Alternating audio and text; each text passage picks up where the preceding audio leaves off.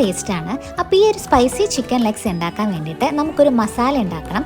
അതിന് വേണ്ടിയിട്ട് മല്ലി, ജീരകം, പട്ട, ഗ്രാമ്പൂ ഇതൊന്ന് ആദ്യം ചൂടാക്കി എടുക്കുക. പിന്നെ വറ്റൽമുളകും ഒന്ന് ചൂടാക്കി എടുക്കുക. ഞാൻ 2 ടൈപ്പ് വറ്റൽമുളക് കൂടെ മിക്സ് ചെയ്താട്ടോ എടുത്തേ.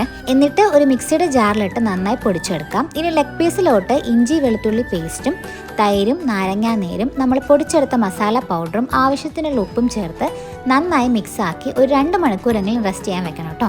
അതിനുശേഷം ഒരു പാനിലോട്ട് എണ്ണ ഒഴിച്ച് വെളുത്തുള്ളി തൊലിയോടുകൂടെ ചതച്ചതിടാം. നല്ല ഫ്ലേവർ ആയിരിക്കും കേട്ടോ അങ്ങനെ ചെയ്യുമ്പോൾ. സവോള, കറിവേപ്പില, മുഴുവനായുള്ള പെരിഞ്ചീരകം കൂടെ ഇട്ട് നന്നായി വഴറ്റി ചിക്കൻ പീസസ് ചേർത്ത് കൊടുക്കാം. എന്നിട്ട് മൂടി വെച്ച് നന്നായിട്ട് കുക്ക് ചെയ്യാം. ഇടയ്ക്കൊന്ന് മറിച്ചിട്ട് ഇളക്കി കൊടുക്കണം കേട്ടോ.